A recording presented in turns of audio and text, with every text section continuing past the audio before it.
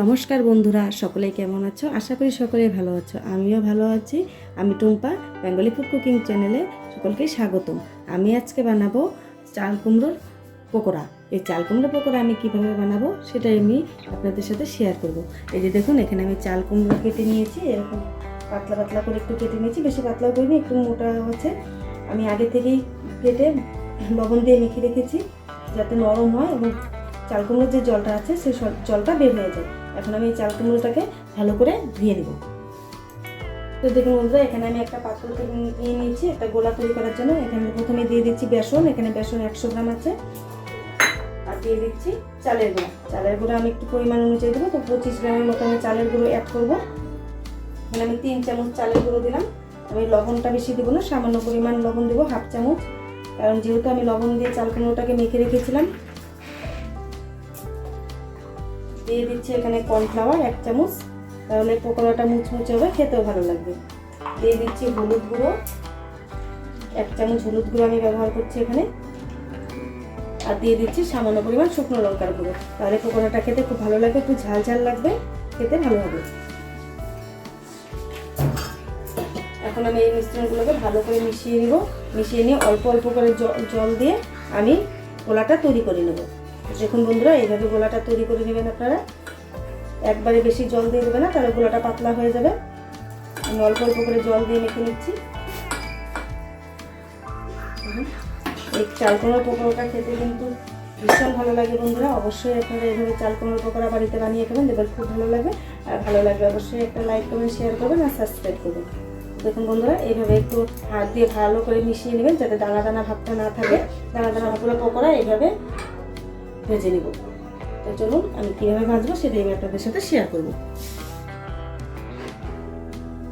তো বন্ধুরা, আমি আরেকটা জিনিস এখানে অ্যাড করতে ভুলে গেছি, সেটা আমি অ্যাড করে দিচ্ছি সামান্য পরিমাণ কালো জিরে। কালো জিরেটা দিলেও পকোড়ার ফ্লেভারটাও ভালো আসবে, খেতেও ভালো লাগবে, তাই একটু সামান্য পরিমাণ কালো জিরে দিয়ে দিলাম। দিয়ে আমি এই গোলাটার সাথে মিশিয়ে নিচ্ছি।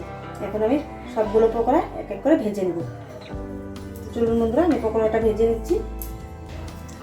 তো দেখুন বন্ধুরা, কড়াই বসিয়ে দিয়েছি আমি আগেই, কড়াই গরম হয়ে গেছে। এখন কড়াইয়ে দিয়ে দেবো তেল। এখানে আমি সাদা তেল ব্যবহার করছি, আপনারা চাইলে সরষের তেলও ব্যবহার করতে পারেন। তেল দিয়ে আমি পকোড়াগুলোকে ভালো করে ভেজে নেব। তো দেখুন বন্ধুরা, তেল গরম হয়ে গেছে। এখন আমি গ্যাসে ওভেনটাকে একদম লো হিট করে দিয়েছি। লো হিট করে দিয়ে আমি পকোড়াগুলোকে ভেজে নেব। দেখুন এইভাবে আমি প্রত্যেকটা পকোড়া এইভাবে ভেজে নেব।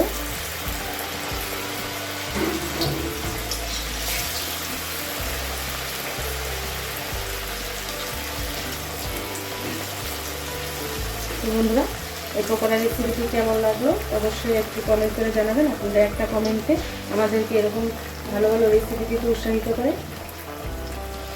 আর বাড়িতেও বানিয়ে খাবেন, দেখবেন খুব ভালো লাগবে। বন্ধুরা, যারা যারা সাবস্ক্রাইব করেছেন তাদেরকে অসংখ্য অসংখ্য ধন্যবাদ। আর যারা যারা এখনও সাবস্ক্রাইব করেননি তাদেরকে সাবস্ক্রাইব করার জন্য অনুরোধ করা হলো। তো দেখুন বন্ধুরা, আমি চাল কুমড়ো পকোড়াগুলোকে উল্টে দেবো। একটার সাথে আরেকটা গায়ে লেগে আছে, কিন্তু কোনো অসুবিধা নেই, যখন ভাজা হয়ে যাবে একটা থেকে আরেকটা খুলে যাবে। দেখুন খুলে যাচ্ছে কি সুন্দর, সবগুলোই পকোড়া এক এক করে খুলে যাবে।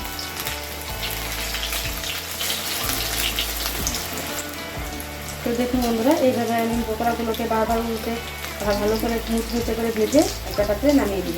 এখনও ভাজা হয়নি, আমি আরেকটু মুচমুচে করে নেব।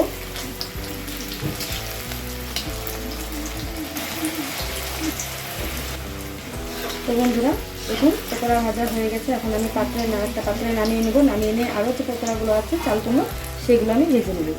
আর বন্ধুরা, এভাবে অবশ্যই কিন্তু একবার হলে এই চাল কুমড়ো পকোড়া এখানে বাড়িতে বানিয়ে দেবেন, দেখবেন খুব ভালো লাগবে।